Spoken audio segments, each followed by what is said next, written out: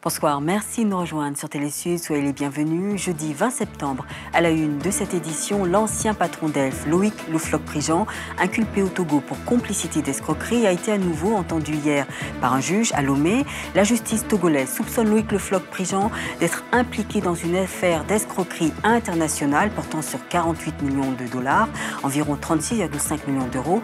L'escroquerie présumée oppose un homme d'affaires togolais, Bertin Soagba, à un homme d'affaires émirati, Abbas El Youssef. Le planning familial, une solution à la surpopulation burundaise. Le dernier recensement général de la population et de l'habitat réalisé en 2008 fait état de 8,7 millions d'habitants répartis sur une superficie de moins de 29 000 km². Aujourd'hui, les experts estiment que la population actuelle pourrait encore doubler, voire tripler d'ici 2050. Et enfin en France, le ministre sénégalais de la Culture et du Tourisme, Youssou N'Dour, vend la destination Sénégal à Paris à travers le Salon mondial du tourisme. Youssou N'Dour mise sur un objectif d'1 million de touristes pour 2013.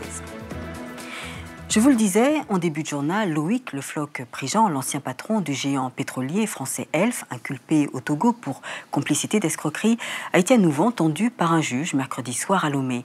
Le Floch-Prigent, 68 ans, qui se présente aujourd'hui comme un consultant dans le pétrole, a été interrogé en fin d'après-midi par le juge lors d'une audience à huis clos au tribunal de Lomé, et son avocat Rustico Lawson Bankou était également présent. Des détails, Ngan Diouf. Loïc Le Floch-Prigent, l'ancien PDG du géant pétrolier Elf, a été une nouvelle fois entendu au tribunal de Lomé par le juge d'instruction pour complicité d'escroquerie. Une audition à huis clos de plus de 5 heures d'horloge n'a pas suffi pour vider tout le dossier. Nous nous sommes expliqués sur les relations qui existent, les relations qui existent entre les autres co-inculpés et quel a pu être leur rôle dans l'affaire qu'on nous reproche. C'est essentiellement cela. Il devra retourner à la gendarmerie de Lomé en attendant la suite des auditions. Interpellé vendredi soir à Abidjan et extradé à Lomé samedi, Loïc Le Floch-Prigent est cité dans une affaire d'escroquerie à la suite d'une plainte déposée par un homme d'affaires émirati. Abbas El Youssef indique avoir perdu environ 25 milliards de francs CFA. Deux Togolais impliqués dans l'affaire, dont l'ancien ministre de l'administration territoriale Pascal Bodiona, sont actuellement interpellés par la justice du pays. Dans l'actualité également, Al-Qaïda au Maghreb islamique menace d'exécuter les 4 otages français enlevés en septembre 2010 et détenus au Niger. Les terroristes islamistes font parler d'eux 3 semaines après avoir posté une vidéo des 4 Français enlevés au Niger.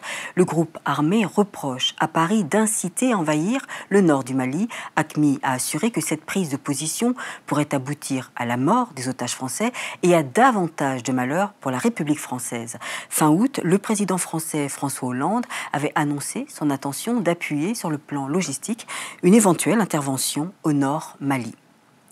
Au titre ce soir, la population burundaise ne cesse de croître. En 2010, elle était évaluée à plus de 8 millions. Eh bien, d'après les estimations des experts, la population burundaise atteindra 12 millions en 2025. Alors, pour faire face à cette démographie galopante, le gouvernement mise sur le planning familial. Hortense Iradukunda et Dim Boulouyo. Actuellement, au Burundi, le taux d'accroissement de la population s'évalue à 2,4%, avec une moyenne de 6 enfants par femme. Une des solutions préconisées en ce moment par le gouvernement burundais pour faire face à cette démographie galopante est le planning familial. Ainsi, pour l'horizon 2025, le gouvernement veut ramener le taux d'accroissement de la population burundaise à 2% et aboutir à 3 enfants par femme. Pour remplir cette tâche, un programme national de la santé et de la reproduction a été mis sur pied. J'ai 5 enfants. J'ai pris la décision de m'arrêter par là. Je ne veux plus avoir d'enfants. Située au nord de Bujumbura, la commune urbaine de Kamenge est l'une des plus peuplées de la capitale, avec environ 50 000 habitants. Un centre de santé de référence en matière de planning familial vient d'être établi dans cette commune populaire et il est très fréquenté notamment par les jeunes couples et les moins de 30 ans. Des méthodes contraceptives comme l'utilisation du préservatif, les pilules, la vasectomie sont apprises à tous ceux qui veulent en bénéficier. On commence d'abord à leur expliquer les différentes méthodes contraceptives que nous avons ici. Chaque méthode, son mode d'emploi et sa durée. Et puis, l'une ou l'autre femme peut constater que la méthode qu'elle est venue demander n'est pas adaptée pour elle. Réticents au départ par ce type de méthode de contraception non naturelle, certaines églises ne voient plus d'un mauvais œil ces pratiques, mais y prônent la responsabilité de chacun. notre Église n'est pas contre. N'est pas contre aussi longtemps que cette méthode contraceptive va avec la conscience. Avec une densité de 310 habitants par kilomètre carré pour une superficie de 27 000 km², le Burundi est l'un des pays les plus peuplés d'Afrique. La petite localité de Goumakong, dans la région du sud du Cameroun, innove avec la transformation des roches qui sont utilisées pour améliorer les routes. Les jeunes de la localité mettent la main à la pâte et les professionnels apportent leur expérience de la pierre. La cohésion d'une équipe pour un unique but, Mélanie BTB. Se servir des rochers dont la nature a pourvu plusieurs régions du Cameroun pour améliorer la qualité des routes, c'est l'ambition affichée de cette Camerounaise résidente en France et qui est venue avec cette idée novatrice. Le projet est né de notre expérience personnelle, c'est-à-dire que je vis depuis une trentaine d'années dans le nord de la France et on a pris l'habitude de collaborer avec les promoteurs de la course Paris-Roubaix. Course qui se déroule exactement sur des secteurs pavés qui datent, certains de Jules César et d'autres de Charlemagne. Alors, en participant de manière artisanale à la réfection de ces voies-là, on s'est rendu compte que c'était un concept à transposer en Afrique. La phase pilote de ce projet se déroule à Goumakong, une localité de la région du Sud. Les pierres sont coupées grâce à un petit matériel approprié et ensuite elles sont entreposées sur la chaussée. La main-d'œuvre est locale et moins chère. Peut-être, si l'expérience est concluante, les autres communes viendront copier et Goumakong deviendra un centre où on traite la pierre, pas seulement pour faire les pavés, mais beaucoup d'autres produits qui sont aujourd'hui très demandés par notre public. La réussite de ce projet va sûrement permettre de désenclaver plusieurs localités du Cameroun à moindre coût et surtout de fournir des emplois aux jeunes ruraux. De passage en France, le ministre sénégalais de la Culture et du Tourisme, Youssou N'Dour, était au Salon du Tourisme de Paris pour faire de la destination Sénégal une attraction pour les visiteurs, les tours opérateurs et la diaspora sénégalaise. Son objectif, attirer 1 million de visiteurs pour la saison touristique 2013. Notre journaliste Salahidine Gakou était sur place. Le ministre du Tourisme et de la Culture sénégalais Youssou N'Dour était hier en France dans le cadre du Salon professionnel du tourisme à Porte de Versailles. Le désormais ex-chanteur a pour mission de faire revenir les touristes et tours opérateurs au Sénégal. Plusieurs projets étaient présentés dans le stand du pays de la Teranga. C'est un salon international des acteurs du transport, donc ayant la vocation de devenir un hub régional en Afrique de l'Ouest. Notre présence s'imposait sur ce salon où l'on trouve nos futurs exploitants. Youssou N'Dour, lors de la conférence de presse, a annoncé des nouvelles décisions prises conjointement avec le groupe Corsair. De cet accord qui va permettre à Corsair de commencer très bientôt ses vols réguliers sur le Sénégal avec des prix qui permettront en tout cas à tous ceux qui souhaitent se rendre au Sénégal et à nos compatriotes aussi de la diaspora de pouvoir voyager avec des prix vraiment qu'on n'aurait jamais imaginé à ce moment de l'année. Une vidéo faisant la promotion du tourisme au Sénégal a précédé cette conférence de presse. Youssou N'Dour ambitionne de faire revenir dans toutes les régions du Sénégal les touristes perdus lors des dernières années. À son arrivée au gouvernement, le Sénégal a accueilli plus de 400 000 visiteurs annuels. On a noté quand même ces dernières années, avec l'autre pouvoir, pas nous, que des gens sont venus et ils ne reviennent pas. Pourquoi ils ne reviennent pas? Parce que, bon voilà, c'est l'accueil.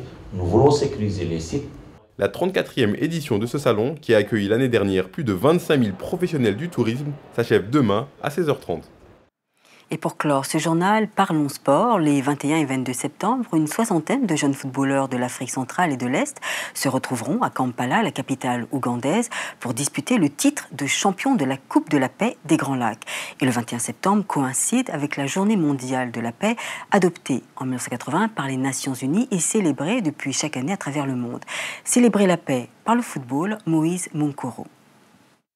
Parmi ces têtes, celle d'anciens enfants soldats prêts à jouer la finale de la Coupe des Grands Lacs de la Paix. Le tournoi qui aura lieu les 21 et 22 septembre a été spécialement organisé pour aider les enfants utilisés comme combattants dans les différents conflits de la région des Grands Lacs. 4 pays participent au tournoi, le Burundi, la République démocratique du Congo, le Rwanda et l'Ouganda, les pays organisateurs. Les phases éliminatoires ont été jouées pendant l'été. Ce week-end, les meilleures équipes des 4 pays s'affrontent à Kampala. Pour les joueurs, le défi est le même, remporter le titre des champions de la paix des Grands Lacs. C'est quelque chose qu'ils aiment faire, plutôt que de rester assis dans une salle de classe où l'on leur parle de réconciliation ou de leur passé. Le football est un moyen très pratique de réconcilier les gens. Ils rigolent beaucoup entre eux, ainsi ils deviendront solidaires et parleront plus du jeu qui les unit qu'autre chose.